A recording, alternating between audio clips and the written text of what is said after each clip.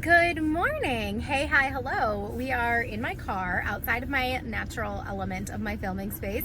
I thought today would be a fun day to take you along. I'll turn off my heat in my car. I will take you along my day as a working from home mom, but I am out in the wild. First, we're going to the gym, and then I need to go shopping for some items for a mom conference that I am going to in a couple weeks in Florida. Clearly, based on my jacket, it's still freezing here in Rochester. So I need to up my summer wardrobe and get some new things. But first we need to work out. And I thought it would be really exciting during this day of mine to talk about 10 things that I stopped doing when I became a mom. The first thing that I stopped doing when I became a mom was going to the gym whenever I wanted to, because my time does not belong to me anymore. It belongs to my children. I have to find these pockets of time to go to the gym when I don't need to worry about what the kids are doing. Now, my kids are all in school now, so they are a little bit older. So that does give me time in the mornings. So right now it is about 10:30 a.m. We are going to the gym. We're going to work out with my trainer, and I have to schedule this around my kids' schedules because my schedule is no longer a thing.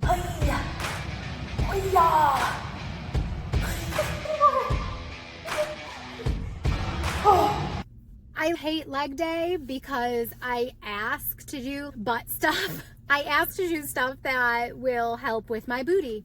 And then I complain and my legs shake so bad the entire time. But anyways, now we are on to a little bit of shopping, and we'll see if we can find anything summery. I'm just looking for shoes, maybe some linen pants, but I just don't know. I don't know if my body can do that. So I don't know if we'll get any clothes, but definitely looking for some shoes. Before we go in, I wanted to talk about another thing that I quit doing as a new mom, and it is not having caffeine. Back when I was a teacher, I never drank coffee, tea, nothing. I don't like the flavor of coffee. So I just I wasn't a Starbucks girly. I never had caffeine ever. I just didn't need it. I'm not the kind of person, or I wasn't the kind of person who needed caffeine. After my third kid, so this wasn't even after kid 1 or 2, it was after the third kid that I was like, maybe I need to try something. So I started getting the Tazo chai tea latte concentrate at Wegmans and mixing it with milk, and it's really good. But now I've ventured into the Starbucks and Dunkin' and all the things, and getting some caffeinated beverages. So I definitely quit being energized without caffeine.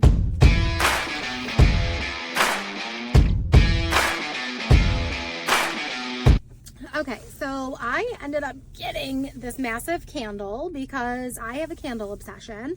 Anything smelly, nicey, nice, I love. And I got these sandals. I ended up, if you see the purse in the B-roll, I ended up putting it back because I just didn't love the color combination. But I love those little bags with the hard handles, if that makes sense. All right, number 3 thing that I stopped doing as a new mom is caring about the unsolicited advice that I've gotten in my 11 plus years of being a mom. There is only one piece of unsolicited advice that has stayed with me through the years. But any other solicited advice, I don't need it. I don't care if it's from family members. I don't care if it's from friends. I don't care if it's random strangers. If it's unsolicited and I'm not asking you your opinion, please don't give it. I know what's best for my kids. Thank you. All right, so now I'm home. I'm sitting in my sunspot in the TV room, and I decided not to go to Old Navy because I'm just done shopping. I just don't have the steam to keep going today. So the next thing that I quit doing as a mom is feeling guilty about asking for help. Now, I am a recovering non-asker. I don't like asking for help because I don't like the feeling of just feeling like I owe somebody something. I think that might be the root cause of it. I guess I don't know. I think this might be a deep-seated issue. But I don't like asking for help. Once I had my third kid, I realized I really need help. I can't do all of this on my own. It was just very overwhelming, and especially the school runs, bringing the older two to 2 different preschools at the time, and having a newborn in an infant carrier was really difficult. I did eventually have to ask for help, and so if you're struggling with that, just know that you're not alone. And again, it is always a struggle. Let's pretend I don't have that much laundry, but okay. While I put on muscle pain relief recovery gel, my back is killing me. Every once in a while, like my back tweaks out and it's like my lower back, and so I'm assuming that I did not have good technique today at the gym. Another thing that I have given up or that I've quit after being a first-time mom, so this goes for like becoming a second and third time mom. So I gave up and I quit having a birth plan. I'm like fanning this dry now.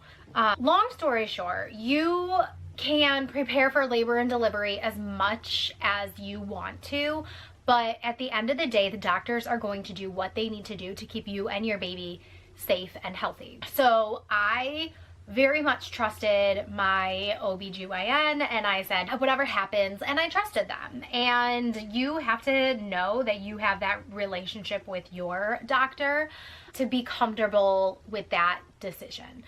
The next thing that I gave up, and this is another one of those second time mom things, was having a feeding plan. So with my first, I had read and listened to different people in my circle talking about breastfeeding and how extended breastfeeding is best for the baby and this benefit, that benefit, whatever, which I'm not saying that she's wrong. She's not wrong. She's completely right, but breastfeeding didn't work for me with my first. And after about a month of trying, I gave up and I let people, not even significant people in my life, but I let random people actually influence how I felt about myself, knowing that this didn't work for us and that I had to give up. So I quit caring about what other people think about my feeding journey, and I quit even having a plan for my feeding journey. When I had my second, I had formula, and I said I'm going to take it one day at a time, and however I feed her. And we ended up having a great nursing relationship. I don't know if she ever needed formula at all, actually, but just like having a plan for that, it was just like out the window for me. And then the third thing that I quit doing when I was a second time parent, because I'm pretty sure when I first became a mom, I had a diaper bag, but the second and third time I was like, forget it. Just throw this all in my JanSport backpack and call it a day. And it was fine. All you really need in your diaper bag are diapers, wipes, cream, changes of clothes, stuff that you can just leave in the car that you don't need to carry into every store with you. If you do feel like you need to carry things into the store with you, put it in a backpack and be hands-free. You don't need to buy any special thing, and that is just my opinion. However, I stand by it. Should probably fold some of these. I wasn't planning on doing the rest of the video right here, but now that I'm like looking at laundry, I feel like I should be being productive. I lost count of what number I'm on. So the next one is I quit feeling bad admitting that I needed a break. I felt like a failure. I felt like a bad mom for just like wanting some personal space. Terms like touched out were not a thing when I first became a mom. Things like being overstimulated and just like having those words to put on things and feelings, they just weren't in my vocabulary. Having the guilt go away and not feel bad for saying that I need a break from like this beautiful, amazing, wonderful, perfect child that I just grew, birthed, and whatever. It's okay. Everybody needs a break. We need our own personal time. We need our own personal space. And that's okay. And it took me a long time to be okay with that. I love, love, love these pants. They're like the snap away Adidas. Love them. I need to bring these on vacay. I must be on number 8 because I feel like I only have 2 left. I have a list over here and I feel like I've gone through most of them. No, I'm on number 9. Okay, so number 9, of things that I quit when I became a mom is my job. I quit my job. I knew that I was going to take a 12-week maternity leave, and I was a teacher until the actual day I had my first baby. I was teaching in my classroom when my water broke 3 weeks early. So he did come a bit unexpectedly early. That's a story for another day. I knew that working a full-time job was not for me at that time. Oh, I think the kids are home from school. I'm like, what on earth was that crash? So we're gonna wrap this up real quick. So yeah, I ended up quitting my job. Number 10 is being the original version of myself. I've changed in so many ways, and honestly, I think in good ways. Oh, what's the matter? Hang on. Okay, school drama. She's fine. So as I was saying, and we'll wrap this up with a beautiful little bow here, I literally quit being the person that I used to be. I never thought about this or thought that this would happen, but I always thought I'm going to be this kind of parent. I'm going to continue doing all the things that I've done before, and I'm not going to change. And I think that is a huge part of that first year of being a new parent that people don't really expect, is that you are going to change. I don't want to say like your personality is going to change, but like things in life that used to bother me don't bother me anymore. Like things that would make me upset, I'm like, that's so stupid, why would I care? Things as a parent that I thought would be really important to me are not very important to me. My love language has changed. So many things I feel have changed, and I don't think it's a bad thing. I think it's just important to know and understand what has changed and just make sure that you are happy with the place that you're in and the person that you are becoming, because I was never expecting to feel like a totally new, different person, and I do. All right. So I may have only finished folding one load of laundry, but I am done with this video. This is my Beatles shirt. Anytime I see any Beatles gear anywhere, I buy it because it makes my dad proud.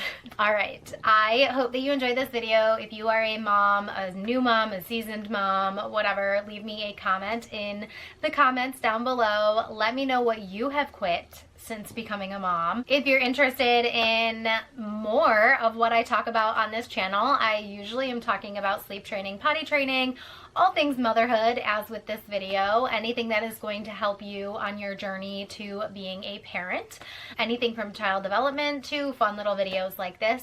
Please subscribe if you are interested, and I'll see you in the next video. Keep blooming. Mwah.